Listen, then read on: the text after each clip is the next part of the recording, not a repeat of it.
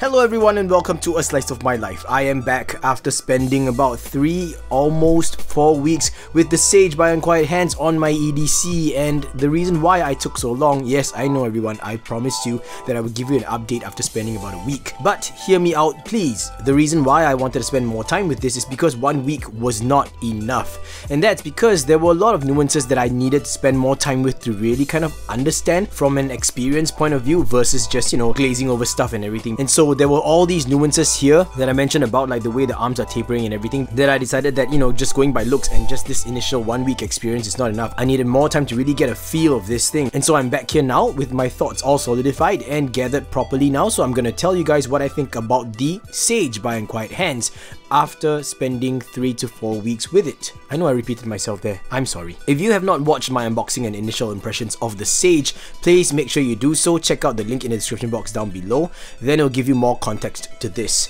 So, in the initial video, I mentioned that this was actually a small, fun, pretty awesome spinner, and that has not changed. The only thing is that now I've started to feel over time that the design looks a little bit plain if you look at it from the top bird's eye view, but from the side is where it makes all the difference, and this really stands out when you are handling the spinner. And that's because if you somehow grab the spinner in between the buttons and the body, you'll actually feel it. This taper is something else. Now a lot of other spinners in this general design are kind of just either flat or pushing upwards or outwards, but for this one it is interesting because it still gets pretty good spins. It spins very nicely, it's got good feedback, but it also manages to do this, taper outward. And that is actually quite soothing to feel. So the biggest standout feature of this spinner actually are the buttons, and I'm not kidding you, the first impressions of the buttons have stayed all the way throughout. It is so distinct, like really the word is distinct. You can just close your eyes completely and you can just touch the buttons and you'll immediately know these are the Sage buttons. There are no buttons out there in the market that I've tried so far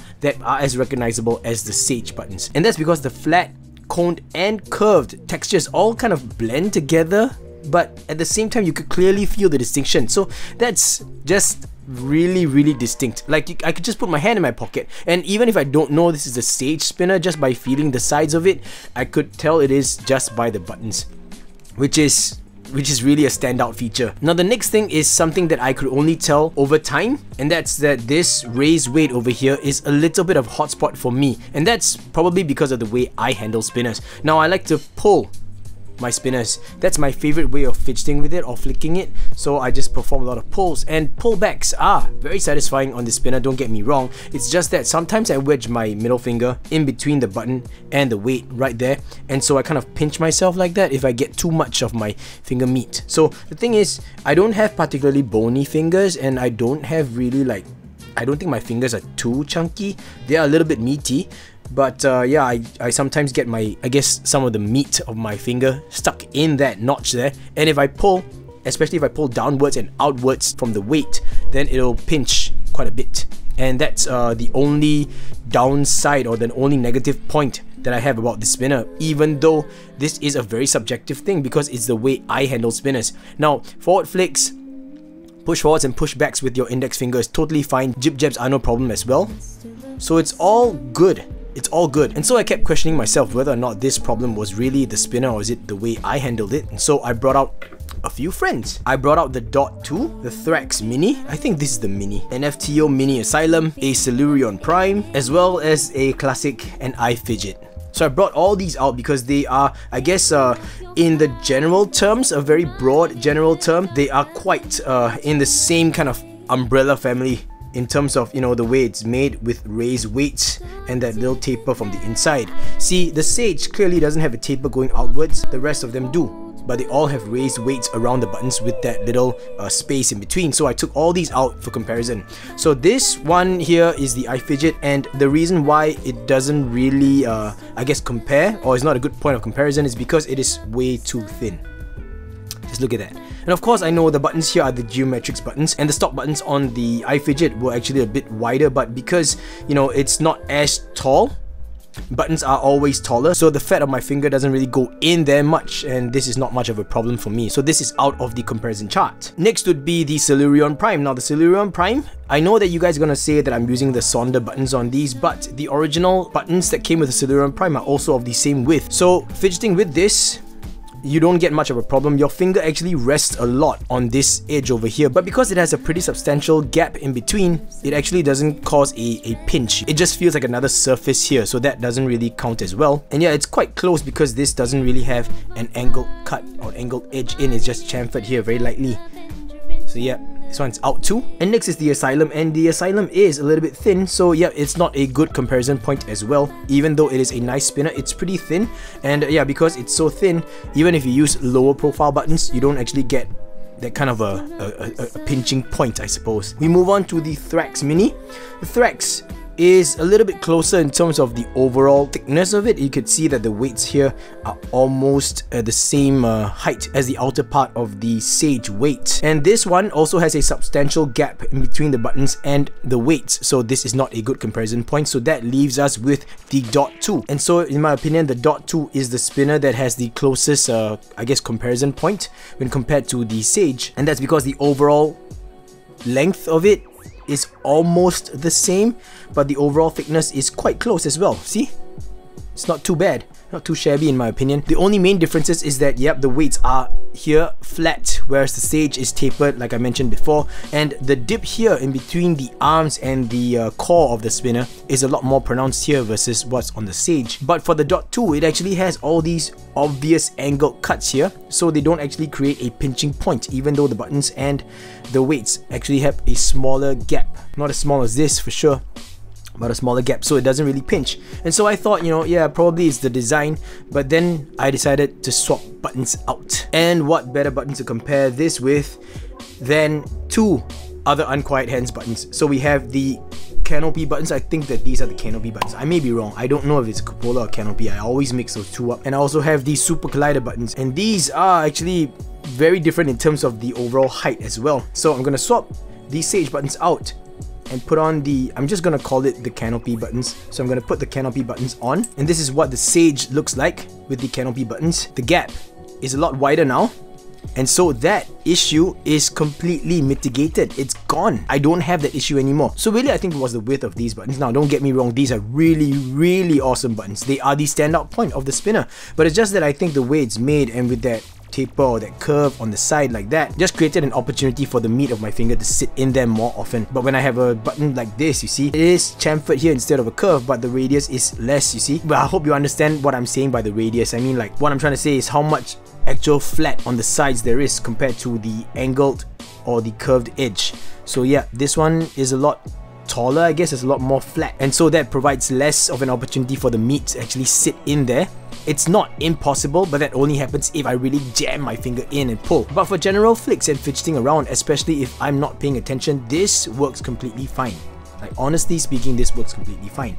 Now, this feels quite good actually. It doesn't give me that same impressive tactile feedback or that same distinct tactile feedback as handling the Sage buttons, but it works. And this especially would not happen if I'm holding it in a pinch grip.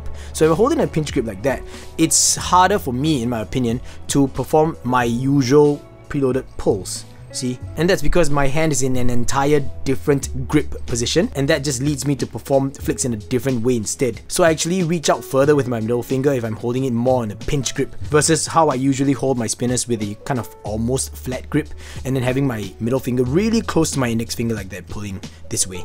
That's how I usually do it. So I'm going to swap the buttons out and put on these Super Collider buttons. Now behold this, it is way taller now. These are tall, high profile buttons, and they completely mitigate the situation as well, because now I actually have a lot more space up here, so there's less chance for the meat of my finger to slip in there.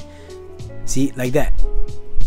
So this height of the buttons here kind of act as a barrier of sorts, you know, to prevent the meat from slipping inside, and so I don't have this problem anymore. But once again, like I said, this Super Collider buttons are really awesome buttons, don't get me wrong, but they are distinct in their own way. They provide their own tactile feedback, which is different from the Sage buttons. So I'm not saying that the Sage buttons are better than the Super Collider buttons. I'm saying that the Sage buttons are really distinct buttons, and I really love them. It's just that maybe for me personally, having the Sage buttons on the Sage spinner, and if I don't pay attention when I'm actually fidgeting with it, might give me a bit more discomfort. That's a word. I don't want to say hurt, because I've never actually bled from it, but it's a little bit of a discomfort sometimes knowing that I'm gonna pull and then it might just pinch me a little bit. But yeah, I mean, who knows, you might actually like the Sage with other button combinations, you know, and use these buttons on some other spinner, because these are really wonderful buttons. And basically that's my verdict on it. So once again everyone, I'm gonna make it clear, Tom sent this to me so that I could make a review video and share my thoughts with everyone. My version of the Sage is the fine stone washed stainless steel version. Of course, there are other material and finishing options available online, and this one is actually retailing at 75 USD. Now some of you might think, hey, 75 is a little bit expensive for a spinner of this size. While I understand where you might be coming from, Tom doesn't own a workshop, he doesn't do his own machining. There are minimum order quantities. Now, not to justify that, but what I am gonna justify is the fact that even though his spinners are manufactured from a factory, everything is shipped to Tom and his wife Anna first. They inspect everything, they install the bearings on their own, they actually perform all the finishing work on their own, and when you take that into consideration, guys, $75 is really quite a steal actually, because I know the kind of time and effort you have to take if you want to stonewash something to this quality at least. So back to what I was saying, this is the fine stone washed stainless steel version. Now if you choose different finishing options, it's gonna be of a different price. You know, it could be like a mirror finish, it could be like a polished finish, it could be like a stone washed finish, not just a fine stone wash finish. So there are many different options, and sometimes, you know, there are some flamed options as well if you're talking about like exotic metals, for example, like zirconium. So really guys, it is really up to your discretion which material and finishing option choice you are gonna choose for your own Sage. And that's about it everyone, this is my final verdict. 75 USD for the fine stone washed stainless steel version of the Sage spinner is quite value for money in my opinion, if you consider all of the work that has been put into this. And like I said, the standout feature really are the buttons. So if you're in the market for a spinner of this size but you want really interesting and good nuances, like look, everything has been rounded nicely, you've got these weights tapering outward as well, and then you have a little bump in the middle of the core here with these buttons, you know, don't wait, don't miss out, because generally every spinner that Unquiet Hands puts out is a hit. You guys already know that, you don't need me to tell you that. But yeah, I mean, just sharing this with you guys and what I think about the Sage by Unquiet Hands. And that's about it everyone, thank you so much for sticking all the way throughout and sharing in this slice of my life. If you like the content that I'm putting out here on the channel, please consider subscribing, and if you do, make sure you hit the notification button so that you will be notified of any new uploads. Also, if you would like to support the channel beyond that, I run a Patreon page, I'll put a link up here if you guys are interested, and if you do become a patron of mine, then thank you so much in advance. Wrapping up this video with the rating system, please tell me what you guys think, because I know that G-Man says that it's not a really good rating system. I give the Sage not 1 but 2 fucks. The Sage gets 2 fucks from me because I like it a lot. Not because Tom gave it to me, but because it really is a standout spinner on its own. So let me know what you think of this, everyone. Like, should I keep the fuck system or should I just completely abolish it, because this is the second time I'm using it? Just let me know, okay? Let me know. I hope that I provided enough information to help you guys decide whether or not the Sage by Unquiet Hands is a spinner for you. As always, links in the description box down below in case you guys want to snag one for yourself. And that's it for this video. I will catch all of you in the next slice of my life. Once again, thanks for watching, and till the next video everyone, Gaga Boots.